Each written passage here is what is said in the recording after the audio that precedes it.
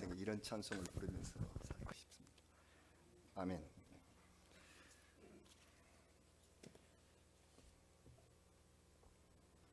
오늘 하나님 말씀의 제목으로 인생의 노정기라고 하였습니다. 노정기란 여행의 노정을 적은 글입니다. 노정이라는 말은 어떤 지점에서 목적지까지 거리나 또 걸리는 시간 등 여행의 경로나 일정을 말합니다. 기행문과 다른 점이라면 기행문이 여행 중에 견문이나 감상을 중심으로 적은 글을 기행문이라고 한다면 노정기는 여행사의 일정표같이 실용적인 기록입니다. 여러분은 여행을 다녀오시면 노정기나 기행문을 정성껏 기록해서 삶의 자료로 남기고 계십니까? 지금은 여행이 참 어렵게 되었습니다마는 가시면은 돌아와서 그것을 기록하는 즐거움이 있지요. 유익하고 즐거운 여행이었다면 그것을 기록해 놓으면 삶에 큰 도움과 활력이 될 것입니다. 만약 몹시 힘들거나 무리한 여행이었다면 그 노정기를 거울 삼아서 다음에는 더 나은 여행을 해야겠다 하고 다짐하게 되는 것이죠. 여러분, 이 노정기가 중요한 까닭이 있습니다. 뭘까요? 인생은 멀고도 긴 여행이기 때문입니다. 우리는 이 삶을 살면서 내가 가기 원하는 길이 있었지만 여러 가지 이유 때문에 포기해야 하는 경우가 있었었고요. 또 다시 펼쳐진 노정이 내 인생을 보람있게 했구나, 그렇게 추억하는 분도 있을 것입니다. 어려움의 극단에서 예수 그리스도의 복음을 만났던 신앙의 노정도 있었을 것이고, 그 길이 내 인생을 어떻게 바꾸었나 일일이 간증하면 가슴속에 감격과 눈물이 솟아나오는 경우가 있을 것입니다. 여러분, 이 사람은 누구일까요? 이 사람은 성경에 자기의 노정을 자랑스럽게 쓰기 시작한 사람입니다. 빌립보서 3장 5절과 6절에 이런 말씀이 있습니다. 나는 8일 만에 할례를 받고 이스라엘 족속이요 베냐민 지파요 히브리인 중에 히브리인이요 율법으로는 바리새인이요 열심으로는 교회를 박해하고 율법의 의로는 흠이 없는 자라. 자신의 인생 노정을 이렇게 쓴 사람이 있습니다. 이렇게 자기를 자랑하던 사람이 예수를 만나고 난 다음에 자기의 모든 것을 배설물과 같이 여겼다. 배설물처럼 여기게 되었다. 그렇습니다. 잘 아시는 대로 이 사람이 사도 바울입니다. 엄청나게 많은 것을 얻은 인생인 것 같았으나 돌아보니 아무것도 아니었다고요. 그래서 바울은 자신의 인생 노정을 그 뒤에 현재 진행형으로 이렇게 고백을 했습니다. 빌립보서 3장 12절 말씀 이것입니다.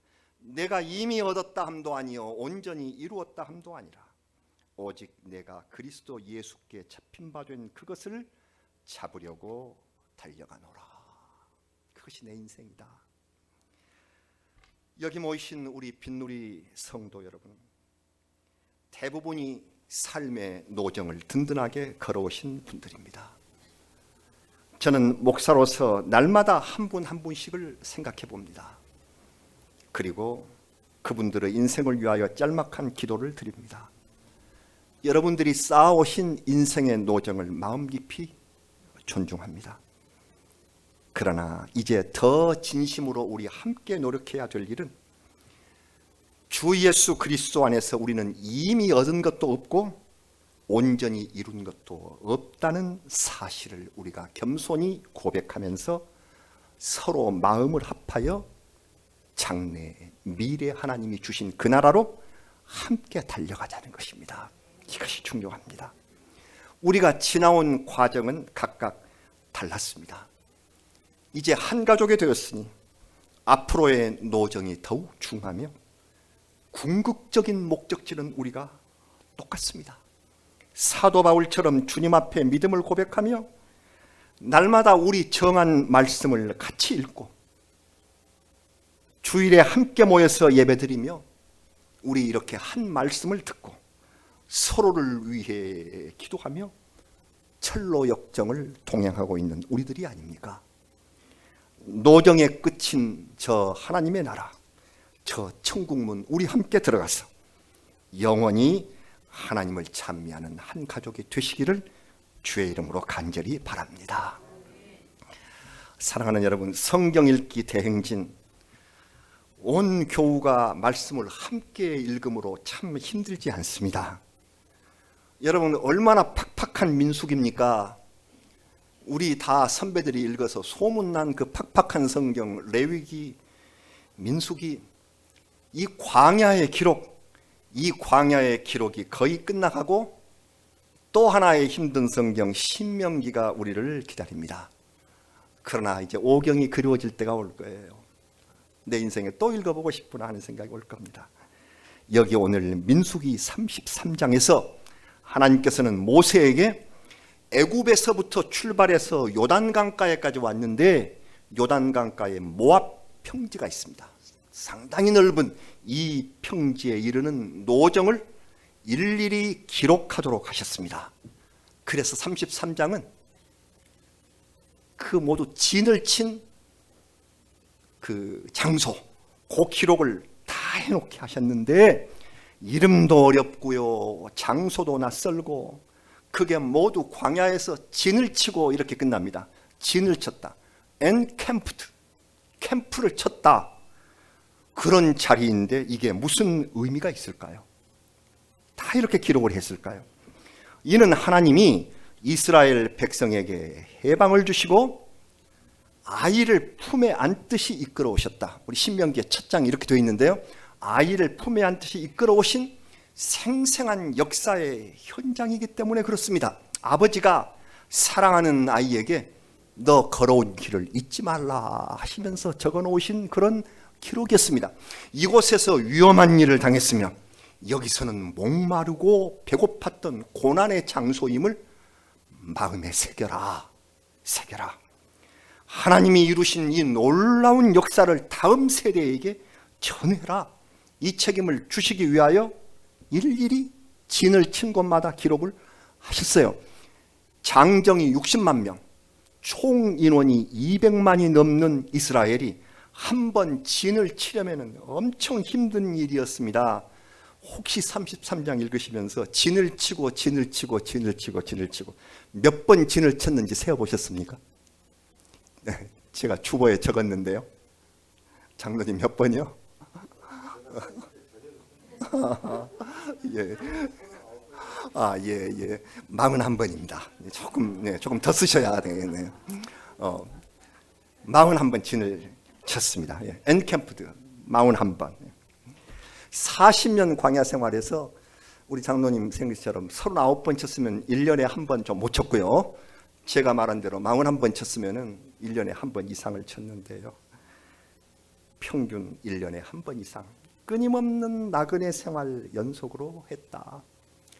자, 40번 이렇게 쳤는데 어떤 장소는 지명만 기록을 했고요, 다른 어떤 곳은 간단한 설명을 붙여서 기록했습니다. 약간 설명이 있습니다. 장소만 있고 어느 때는 설명이 끼어 있어요. 왜? 거기가 중요한 곳이기 때문에. 여러분, 우리 지하철을 타고 갈 때 다음 역은 뭐? 다음 역은 순회역입니다. 그렇게 이제 나옵니다. 이제 역 이름 외에 설명을 붙여 방송하는 데가 있죠. 다음 역은 정자역입니다. 신분당선으로 갈아타실 수 있습니다. 이 설명을 붙여. 지금 제대로 아시는 것처럼 갈아타야 할 환승역이거나 중요한 관공서가 있다거나 다음 역은 정부 종합청사가 있습니다. 이런 또는 유서 깊은 사적지가 있는 역의 설명이 잠깐 부과되는 것입니다. 그래서 하나님의 노정기를 읽는 사람들은 이 중요한 곳에서 잠시 발걸음을 멈추고 어떤 일이 있었으며 특히 여기서 우리 삶에 주시는 교훈이 무엇인지를 생각해 보아야 합니다. 그렇게 쓰여져 있어요, 성경이. 이스라엘이 맨 처음에 시작한 곳이 애굽 땅 람셋입니다. 거기서부터 출발을 했어요. 람셋을 떠나서 처음 진을 친 곳이 숫꽃이라는 데고요. 다음에는 에담, 믹돌, 그리고 드디어 홍해 바다를 건넙니다. 바다를 육지처럼 건너고 그 바다를 건넌 후 시내 광야에 들어와서 맨 처음 진을 친 곳이 마라입니다. 마라라는 곳에 진을 쳤고 드디어 오늘 본문의 말씀으로 연결이 됩니다. 민수기 33장 9절 오늘 말씀요. 어떻게 해요? 마라를 떠나 엘림에 이르니 샘물 12과 종려 70그루가 있으므로 거기에 진을 치고, 마라를 떠나서 엘림에 또 진을 쳤습니다. 그런데 엘림을 잠깐 설명을 합니다. 첫 번째 설명 자리가 역으로 말하자면 엘림역입니다. 왜 엘림역을 설명을 했을까? 바로 그 앞에 마라엔, 그 마라는 물이 써서 마시지를 못했다. 그 마라는 사막에 쓴 물구덩이가 있는 곳이었어요. 그래서 백성의 원망이 막 쏟아졌는데, 우리 물도 없다 막 이렇게 했죠. 원망이 쏟아졌는데 여호와 라파, 치료하시는 하나님이 마라에서 30리도 채 되지 않는 오아시스 엘림에 물을 준비해 놓고 이들을 기다리고 있으셨다는 것입니다. 그랬더니 그곳에는 12샘과 70그루의 종려들이 있어서 각각 이스라엘의 12지파와 70장로를 상징하고 있었다는 말씀을 드렸죠. 그렇게 여러분, 우리 인생 노정에서 고통에 쓴 물을 경험한 적이 있으실 것입니다. 학업이나 사업에 실패하고 건강까지 잃어서 하나님을 원망하는 자리에 있었던 때가 우리 삶에도 분명 있었습니다. 그것이 우리 인생의 마라의 때입니다. 쓴물의 때입니다. 이 노정기를 떠올려 보죠. 우리 인생의 그토록 쓴맛, 고통을 어찌 이길 것입니까? 하나님께서는 인생이 가는 곳에 반드시 마라, 쓴물이 있는 곳을 지나게 하세요. 우리 인생도 있으셨지요? 그것이 나에게 어떤 때이고 내가 얼마나 견디지 못해서 방황하며 원망했는지, 지금 그 마라의 때를 고백하면서 하나님과 화해하는 시간을 가져야 합니다. 하나님 참 잘못했습니다. 그 어려운 때 제가 원망을 했었죠. 여러분, 우리 인생 살다 보니 뒤늦게 알 수 있었습니다.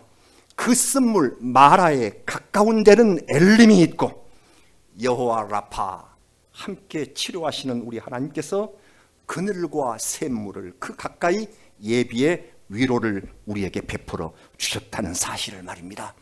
금방 쉴 곳이 오는데 그것을 알지 못하면서 불평을 늘어놓고 하나님을 거역했었던 어리석은 지난날, 조금만 더 내가 참았더라면 은혜가 넘치도록 임했을 터인데 어쩌면 그렇게 인내할 줄 모르고 지내온 내 인생이었을까? 우리는 하나님이 예비하신 엘림에서 편히 쉬면서 아픔을 치유하고 신앙과 삶을 재충전합니다. 바로 그런 기회를 우리도 얻었음을 하나님 앞에 감사를 드리며 삽니다. 여러분, 우리는 믿음이 약한 사람들이기 때문에 인생 노정에서 자주 범죄와 회개를 반복합니다. 그런데 하나님 말씀을 직접 듣고 친히 가까이서 섬긴 불세출의 지도자인 모세에게도 결정적으로 잊을 수 없는 인생력이 있었습니다. 그 인생이 머무르던 수경지, 바로 그곳이 세 번째 설명 장소인 모세의 치명적 자리라고 하겠습니다. 어떤 자리일까요? 민수기 33장 14절 말씀입니다. 오늘 끝자리 봉독인데요. 알루스를 떠나 르비딤에 진을 쳤는데 거기는 백성이 마실 물이 없었더라. 르비딤 설명에 있습니다. 바로 르비딤이라는 곳이었습니다. 여러분, 여기서 모세는 아주 중요한 일을 두 가지 하죠. 하나는 반석을 들어서 지팡이를 들어서 반석을 칩니다. 그래서 거기서 물을 내서 백성을 먹였던 곳이 르비딤이고요. 또 하나는 거기서 아말렉과의 처음 전투, 출애굽해가지고 첫 전투가 이 르비딤 전쟁이었는데, 거기서 아말렉과 전투가 벌어져서 모세가 산꼭대기에 올라가서 손을 내리지 않고 기도해서 승리를 한, 팔이 아파서 내려 올라오니까 한쪽에서는 아론이, 한쪽에서는 훌이 붙들어서, 그래서 손을 내리지 않고 기도하여 승리하며 여호와 니시, 여호와는 나의 깃발, 제단을 쌓았던 곳, 그곳이 바로 르비딤입니다. 그런데 이 르비딤에서 첫 번째 일, 곧 반석을 쳐서 물을 낸 것, 이것이 문제였습니다. 이와 똑같은 데자뷰 현상이 일어나는데요. 재판, 되풀이가 바로 거의 똑같은 일이 나중에 행진을 하다가 가데스 부근에서 일어나요. 여기서는 하나님께서 르비딤에서는 지팡이로 반석을 때려서 쳐서 물을 내라고 하셨는데, 여기 가데스 부근에서는 반석에 명령을 하라, 말로 명령을 해서 물을 내라, 이렇게 말씀을 하셨습니다. 그런데 백성들의 불평이 어찌 심하든지 몹시 화가 난 모세는 온유함을 잃어버리고 르비딤에서 했던 것처럼 반석을 쳤습니다. 그것도 분을 주체하지 못하고 2번이나 3개 쳤습니다. 이때 그는 하나님으로부터 백성을 약속의 땅으로 들이지 못하리라 하는 청천벽력 같은 말씀을 들었습니다. 그러므로 이 르비딤은 모세의 가장 충격적인 인생 노정에 영향을 준 바로 그 자리라고 하겠습니다. 혹시 이 말씀을 읽으면서 말로 명령하는 것과 지팡이로 치는 것에 큰 차이가 없지 않습니까? 하고 생각할 수도 있습니다. 또 우리는 그것이 무슨 큰 죄이길래 세상에 그거 하나 때문에 모세를 약속의 땅에 못 들어가시게 하는 것은 너무한 처사가 아닙니까? 이렇게 우리가 항의할 수도 있습니다. 수요 예배 때 이 말씀을 우리가 서로 생각을 해보았습니다. 그러나 모세는 하나님께서 내려주신 가장 귀한 은사인 온유, 모세의 가장 세상에서 큰 온유를 내려주셨는데, 이 온유함을 버리고 혈기로 인해 말씀에 불순종하는 잘못을 범했습니다. 온유와 순종에 반하는 것이 교만과 진노인데요, 이 교만과 진노의 태도를 보이는 것은 하나님 앞에 참 용서받기 어려운 범죄라 하는 것을 우리가 마음속에 새겼습니다. 이것이 모세의 때 중요한 일이 있는 르비딤 설명을 넣었습니다. 여러분, 이스라엘의 행진은 계속되고 있습니다. 그들이 1년가량 머무르며 각종 법을 제정하고 인구조사를 했었던 시내 광야는 그냥 지나쳤습니다. 너무도 유명한 시내산 노정은 출애굽기 후반과 레위기 전체를 포괄하고 있으므로 여기서는 생략을 하고 넘어간 것 같습니다. 또 이에 못지않게 중요한 노정인 가데스에 진친 것도 설명이 없습니다. 그 가데스에서는 가나안 땅을 정탐하러 갔죠. 그래서 갈렙과 여호수아를 제외한 정탐꾼들이 정말 절망적인 악평을 함으로써 가나안 복지로 들어가지 못하고 38년을 광야를 배회해야 했었던 최대의 위기를 불러왔던 것입니다. 다시 애굽으로 돌아가자 하고 어찌 하나님을 거역하든지 그 죄 때문에 출애굽 1세대는 광야에서 모두 죽고 제2세대가, 다음 세대가 약속의 땅을 차지하게 됐습니다. 이 엄청난 사건들은 너무 크므로 이 2개의 사건들은 여기서 생략한 것으로 보입니다. 그리고 또 하나 마지막 설명이 가데스 다음 끝에 호르산에 진을 쳤다, 여기서 설명을 했습니다. 민수기 33장 38절과 39절인데요. 이스라엘 자손이 애굽 땅에서 나온 지 40년째 5월 초하루에 제사장 아론이 여호와의 명령으로 호르산에 올라가 거기서 죽었으니 아론이 호르산에서 죽던 때의 나이는 123세였더라. 여기서는 9세대가 떠나고 새로운 세대가 역사의 주역으로 부상하는 모습을 보입니다. 아론은 모세보다 3살 더 많은 형으로서 대제사장이 되어서 지도자 동생을 위해서 일생 헌신한 사람입니다. 모세의 이름 옆에는 반드시 아론이 있었으며 이 두 사람은 하나님의 권위로 백성을 이끌었습니다. 그러나 이분들도 이 역에서 세대 교체를 합니다. 세대 교체라는 인생역이 있고 우리는 거기서 다음 세대에게 모든 것을 넘겨야 한다 하는 교훈을 배울 수가 있습니다. 사랑하는 여러분, 성경에서는 이스라엘 광야 노정기에서 40번 넘게 진을 치면서 쉬어갔던 인생역을 일일이 기록했습니다. 그 가운데 3개의 역을 골라서 설명을 붙여서 중요함을 강조했습니다. 그 3개의 역이 바로 엘림, 르비딤, 호르산입니다. 우리 인생도 광야 같은 노정을 가는 동안 차례대로 이 3개의 인생역을 지나게 될 것입니다. 여러분, 동방의 이스라엘이며 제사장 나라라는 은혜와 자부심을 가진 우리 민족의 대행진을 한번 생각해 봅니다.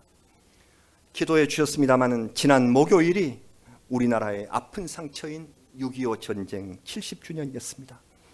대한민국의 근대사 가운데 가장 쓰라린 물을 마셔야 했었던 마라의 노정이라고 해야 할 것입니다. 70년이 되었어요. 저보다 더 나이가 많으신 우리 교회의 몇 분 어른들과 지난번에 식사하면서 6.25의 기억을 여쭤보았습니다. 3분들이 계셨는데 다 초등학생들이시더군요. 그러나 그 어린 초등학생 시절에도 6.25를 겪었던 기억들은 생생하게 말씀을 70년이 지난 지금도 피난민들로 가득했었던 옆방 건넌방 그 기억들을 그대로 말씀하시고 또 단 30분만 늦었어도 역사에 큰 일이 벌어졌을 것이라 하고 소년의 눈으로 본 전쟁 상황까지 생생하게 증언하고 계셨습니다. 못 잊을 일이라고. 아무리 어렸을 때 보았어도 이 마라, 우리 역사의 마라 전쟁 상황이요, 그렇게 참혹하고 피폐해졌었던 이 나라를 하나님께서 은혜롭게 회복시켜 주심으로 우리는 엘림의 비옥한 땅 오아시스로 한 걸음씩 나아갔습니다. 그래서 우리나라가 엘림의 오아시스 같은 나라가 되게 된 것이 얼마나 감사한지. 여러분, 이스라엘 백성들 성경 읽으면서 무슨 불평이 많고 무슨 원망이 이렇게 많은 국민이냐, 우리가 그렇게 이 평가를 할 수 있지만 이스라엘 백성만이 아니라 우리도 참 원망 불평 많은 민족입니다. 그나마 민주사회로 나가기 위해서 각기 다른 의견을 내는 통로가 열려서 참 여러 가지 불만이 많습니다. 이 불만을 잘 잠재우고 그들을 함께 이끌어야 할 국민이 뽑아 세운 지도자들, 그분들의 꼭 필요한 것은 국가 경영 능력보다 더한 것이 인내와 온유함입니다. 이걸 가져야 돼요. 모세처럼. 그래서 40년을 이끌었죠. 인내와 온유. 물이 없어서 목마르다고 모세가 반석을 친 곳이 르비딤이었습니다. 우리나라의 지도자들도 지팡이를 들고 르비딤의 모세처럼 권위 있게 국민들을 인도해 왔습니다. 그러나 하나님께서는 가데스를 지난 후 무리바에 이르니까 이제는 박대기로 칠 것이 아니라 말로 명령해야 한다. 옛날의 권유를 생각하고 화를 내면서 반석을 치면 안 됩니다. 이것이 르비딤 역사의 중요한 포인트예요. 그래서 이제는 시절이 가고 시대가 가고 지난 날과는 달리 막대기로 때릴 것이 아니라 하나님 앞에 명령을 해서 그렇게 지도를 하고 이끌어야 한다.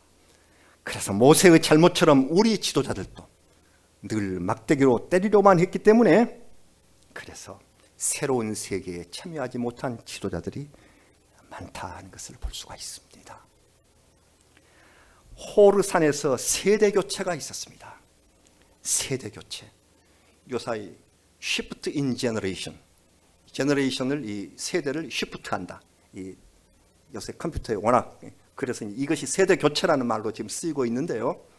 그래서 이 shift를 하는 세대 교체는 한 30년 단위로 이루어졌는데 요새는 성장 변화가 아주 빨라서 20년을 한 세대로 보기도 합니다. 그런데 기성세대는 새 세대가 믿업지 못해서 항상 염려합니다. 요 사이 젊은 것들은 믿을 수가 없어. 요 사이 젊은 것들은 버릇이 없다. 여러분 아시죠? 재밌는 일은 고대 애굽에, 고대 이집트의 파피루스를 몇천 년이 지난 후에 파보니까 파피루스에 많은 글씨들이 있었는데 그 글씨 가운데 요새 젊은 것들은 버릇이 없다, 그런 구절이 있었대요. 수천 년 전에 젊은 것들도 버릇이 없었어요. 항상 버릇이 없는 것이 젊은 아이들이에요. 호머의 일리어드에서도 이런 구절이 나옵니다. 이 옛날의 장수들은 이런 큰 돌쯤이야 거뜬히 내 던졌는데 요새 젊은 것들은 둘이도 이거 하나를 못 든다. 이게 일리아드에 기록된 것입니다. 요새 젊은 것들은 그렇게 힘도 없다, 나약하다, 버릇도 없다. 기성세대의 걱정이 오히려 그것이 더 큰 병일 것 같습니다. 젊은이들은 항상, 젊은 세대는 우리가 걱정하게 보이지만 그들이 또 자라서 역사를 이어갑니다. 그래서 연약한 이들을, 버릇없다고 생각하는 이들을 잘 가르치고 격려하면서 하나님의 자녀들로 삼아주고, 그리고 첫 세대는 조용하게 하나님 앞으로 떠날 준비를 하는 것, 이것이 역사의 올바른 순환입니다. 호르산에서 이것을 가르쳐 주셨습니다. 민수기 33장에서 마지막으로 진을 친 41번째 자리는 요단강가의 모압 평지였습니다. 마지막 성경을 한번 인용합니다. 민수기 33장 48절과 49절입니다. 아바림 산을 떠나 여리고 맞은편 요단강가 모압 평지에 진을 쳤으니 요단강가 모압 평지의 진영이 벤 여시못에서부터 아벨 시딤에 이르렀더라. 33장의 마지막인데요. 아바림 산은 모세가 하나님의 부름을 받은 산입니다. 비스가 산이라고도 하고 느보산이라고도 하고 봉우리 이름만 다르지 큰 산 같아요. 호렙산이나 시내산이 같듯이요.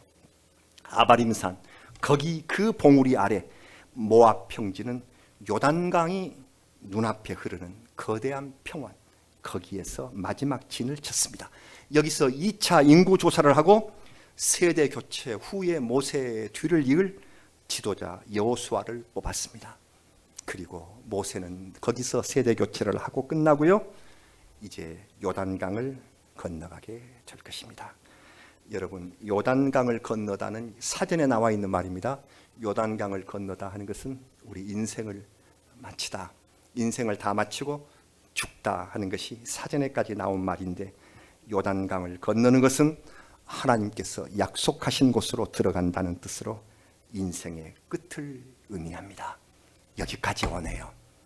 출애굽부터 요단강 바로 건너기 전까지 왔습니다.